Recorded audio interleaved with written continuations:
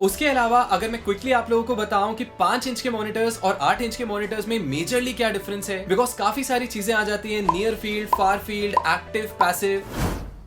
Hey guys, I am Vasudev और आप देख रहे हैं मिक्स विद वासुदेव। तो जैसे कि आप लोगों को पता ही चल गया होगा, आज के वीडियो में हम लोग डिस्कस करने वाले हैं कि कौन से मॉनिटर्स आपके लिए सूटेबल हैं, आपके कमरे के हिसाब से फिट हैं, और उसके अलावा मैं अपने रिव्यूज शेयर करूंगा कैली ऑडियो के LP6 पे। जैसे कि आप लोग पीछे देख सकते हैं, मैचिंग। तो अभी रिसेंटली मैंने इनमें इन्वेस्ट किया, तो इस वीडियो में मैं डिस्कस करूंगा व्हाट वाज द रीजन कि मैंने इस पे अपग्रेड किया प्रिसोनस से, एंड उसी के साथ साथ मैं अपना ऑनेस्ट रिव्यू शेयर करूंगा। इनको मैं लास्ट 1-2 हफ्ते से यूज कर रहा हूं, तो जो भी प्रोज और कॉन्स मैंने एक्सपीरियंस किए हैं उनको मैं लिस्ट करूंगा इसी वीडियो के बीच में। So before starting the video, एक क्विक क्वेश्चन है आप लोगों से। फटाफट मुझे नीचे कमेंट करके बताओ कि इस वक्त आप लोग मॉनिटरिंग के लिए कौन सी डिवाइस यूज कर रहे हो, कौन से मॉनिटर हेडफोन्स यूज कर रहे हो, या अगर कलर डिवाइस पे भी कर रहे हो तो वो भी बताओ। इनकेस अगर आप लोग ऑलरेडी कोई मॉनिटर्स यूज कर रहे हैं तो मुझे उसका भी नाम नीचे कमेंट्स में बताओ। भाई मुझे तो कोई भी टेंशन नहीं है। ऐसा क्यों? मेरे पास 3 इंच से लेके 8 इंच सारे साइज के मॉनिटर्स हैं। लेकिन तेरे रूम का साइज क्या है? वैसे तो 12 बाय 12 है। और हाइट कितनी है? भाई छत तो नहीं है। वो क्या है ना, बादलों को देख के अलग ही फील आती है।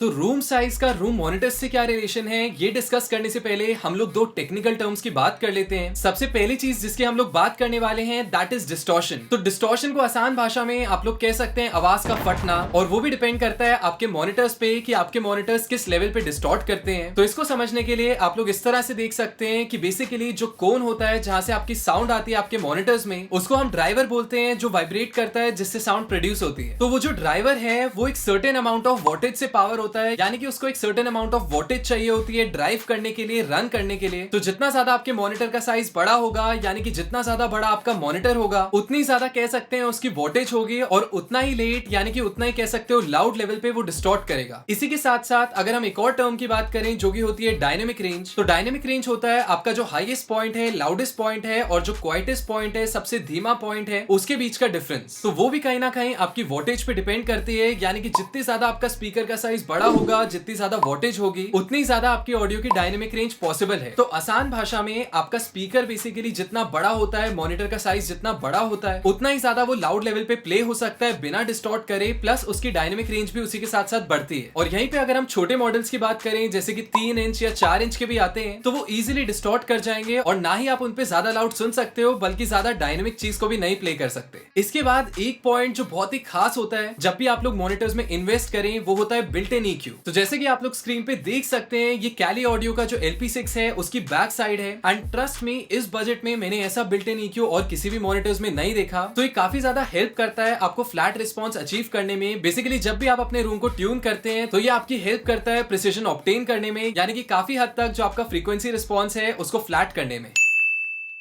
तो अगर आपको ये कुछ बेसिक चीजों का मतलब समझ आ गया हो, अब हम बात कर सकते हैं कि रूम साइज का एग्जैक्टली रूम मॉनिटर से क्या रिलेशन है। तो इसको आप लोग इस तरह से देख सकते हैं कि आपका रूम जितना बड़ा होगा उतना ही बड़ा आपको मॉनिटर चाहिए, but I am pretty sure ये चीज तो आप पहले से एज्यूम कर चुके होंगे। इसीलिए अगर मैं मेजरमेंट्स की बात करूं तो लगभग अगर आप लोगों का रूम है 13 बाय 13 या 14 बाय 14 का, और अगर मैं आपकी हाइट की बात करूं तो वो 8 से 9 फुट चलेगी, तो उस केस में आप लोगों को 5 इंच या फिर 6 इंच के मॉनिटर्स में इन्वेस्ट करना चाहिए। और यहीं पे अगर आप लोगों का रूम काफी बड़ा है, यानी कि मैं कहूंगा अगर 16 फुट बाय 16 फुट का है, और कह सकते हैं अगर 9-10 फीट आपकी हाइट है, तो उस केस में आप लोगों को 8 इंच के मॉनिटर्स चाहिए। तो आई एम प्रीटी श्योर आप लोग यही सोच रहे होंगे कि मैंने 5 इंच से छोटे मॉनिटर्स की बात नहीं की। उसका रीजन बहुत ही सिंपल है, और वो ये है कि मुझे लगता है आपका रूम कितना भी छोटा हो, चाहे 8 बाय 8 का हो या 10 बाय 10 का हो, आपको कम से कम 5 इंच के मॉनिटर्स में इन्वेस्ट करना चाहिए, चाहे आपको उसके लिए 1 या 2 साल वेट ही क्यों ना करना पड़े। उसका सिंपल सा रीजन ये है बिकॉज आप हमेशा उस छोटे से कमरे में नहीं करेंगे मिक्स मास्टर, आप लोग हमेशा उस छोटे से रूम में नहीं रहने वाले। कल को आपको स्टूडियो अपग्रेड करना होगा, जगह अपग्रेड होगी, जगह एक्सटेंड होगी, बढ़ेगी, और वहां पे आप लोगों को दोबारा अपने मॉनिटर्स में इन्वेस्ट करना होगा। इसी रीजन की वजह से मैं सजेस्ट करता हूं कि कोशिश करें 5 या 6 इंच के मॉनिटर्स लें, बिकॉज उससे क्या होता है, एक फैक्ट तो है कि कोई भी मॉनिटर्स 100% फ्लैट नहीं होते। तो उससे आप लोगों का ये बेनिफिट होता है कि आप यूज्ड टू हो जाते हैं उस मॉनिटर की साउंड पे, और बहुत ही जल्दी अडाप्ट कर पाते हैं, चाहे आप लोग उसको किसी भी और रूम में शिफ्ट करें। तो पर्सनली जो मेरा रूम है वो भी लगभग 12 बाय 12 के अराउंड है, दैट इज द रीजन मैंने 6 इंच मॉनिटर्स पे इन्वेस्ट किया, बिकॉज कल को अगर साइज थोड़ा सा बड़ा भी होता है तो कोई भी दिक्कत नहीं होगी इनको यूज करने में। एंड अगर मैं साउंड के टर्म्स में बात करूं तो नेक्स्ट सेक्शन में मैं डिस्कस करूंगा कि मेरा क्या एक्सपीरियंस था इनको लेके, कैसी मुझे इनकी साउंड लगी। उसके अलावा अगर मैं क्विकली आप लोगों को बताऊं कि 5 इंच के मॉनिटर्स और 8 इंच के मॉनिटर्स में मेजरली क्या डिफरेंस है, बिकॉज काफी सारी चीजें आ जाती है, near field, far field, active, passive, तो इन सब चीजों की हो सकता है मैं एक मास्टर क्लास में बात करूं जिसके अंदर मैं पूरी तरह मॉनिटर्स की बात कर रहा हूं। लेकिन आज के वीडियो में मेन मुद्दा ये है कि कैसे आपके मॉनिटर का साइज आपके रूम के साइज से रिलेटेड होता है। तो अगर मैं 8 इंच के मॉनिटर्स की बात करूं तो उन पे यही अपर एज होता है कि उनका लो एंड काफी ज्यादा प्रिसाइज होता है, लो एंड काफी ज्यादा डिटेल्ड होता है, जो कि आपके जो 5 इंच के मॉनिटर्स होते हैं वो प्रोड्यूस नहीं कर पाते। जिस रीजन की वजह से अगर आप लोग टेक्निकल स्पेक्स चेक करें अपने 5 इंच के मॉनिटर्स के, तो आपको दिखेगा कि उनका जो फ्रीक्वेंसी रिस्पॉन्स है वो 30-40 हर्ट्ज से शुरू होता है। That is one of the reasons कि अगर आपके पास 5 इंच के मॉनिटर्स हैं तो पीपल रेकमेंड कि आप लोगों के पास एक सब वूफर भी होना चाहिए, जो कि कंपलसरी नहीं है 8 इंच के केस में। लेकिन अगर मैं एक बात ऑनेस्टली आप लोगों के साथ डिस्कस करूं तो सच बताऊं, हम में से जो भी लोग 5 इंच के मॉनिटर्स लेते हैं that is mostly out of budget, because हम लोगों का उतना बजट नहीं होता। एंड ट्रस्ट मी, उसके सामने अगर कोई बात करे कि आपको एक सब वूफर की जरूरत है जिसकी कॉस्ट 2-3 लाख रुपए है, तो वो बहुत ही ज्यादा खतरनाक लगेगा। That is one of the reasons. अगर मैं आप लोगों को एक यूनिवर्सल जुगाड़ बताऊं अपने लो एंड को टेस्ट करने का, जिसको मैं आज तक फॉलो करता हूं, तो that is simply car test. तो आज भी मैं अपने मिक्सेस को कार में टेस्ट करता हूं लो एंड देखने के लिए, बिकॉज ट्रस्ट मी, मेरे को लो एंड का बहुत ज्यादा आइडिया वहां पे लगता है and that is totally fine. मैंने बहुत सारे बड़े बड़े मिक्स इंजीनियर्स, मास्टरिंग इंजीनियर्स को देखा है अपने प्रोजेक्ट को वो लैपटॉप में ले जाते हैं, कार में बैठ के फाइनल ट्विकिंग कर रहे होते हैं, बिकॉज अल्टीमेटली आपकी जो ऑडियंस है वो इन्हीं सब डिवाइसेस में अपने गानों को सुनती है, चाहे वो होम थिएटर हो गया, चाहे वो अपनी गाड़ी हो गए, या वो ब्लूटूथ स्पीकर्स हो गए। दैट इज द रीजन आप लोगों को उस चीज की टेंशन लेने की जरूरत नहीं है अनलेस एंड अनटिल आप लोगों का लाखों में बजट है।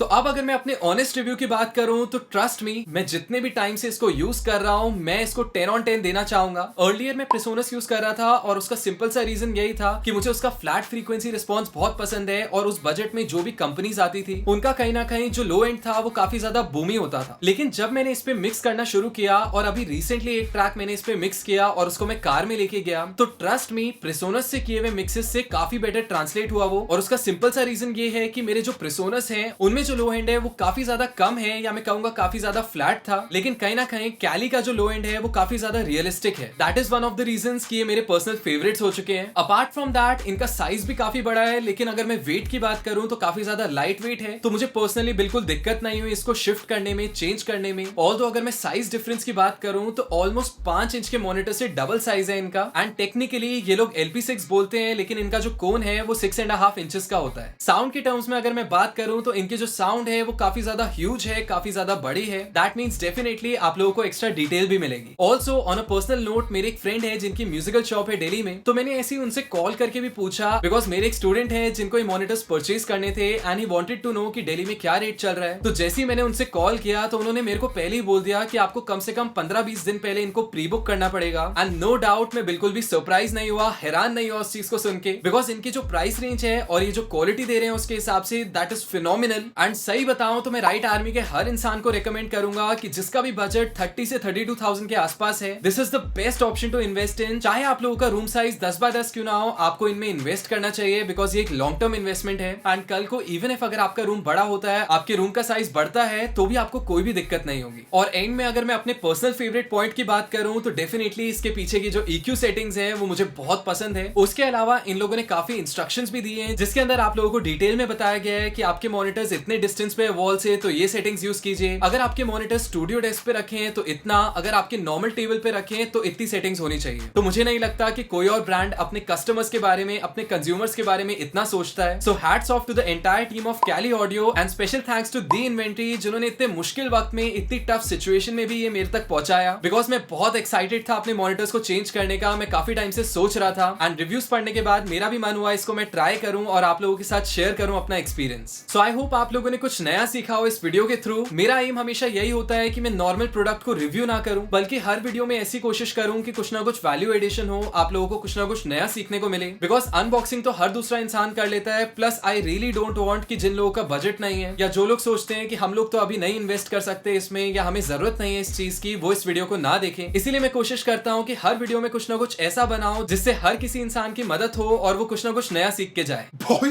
ये तो काफी सारी मॉनिटर्स हैं, है ना? लेकिन एक सवाल है मेरा। हाँ भाई बता।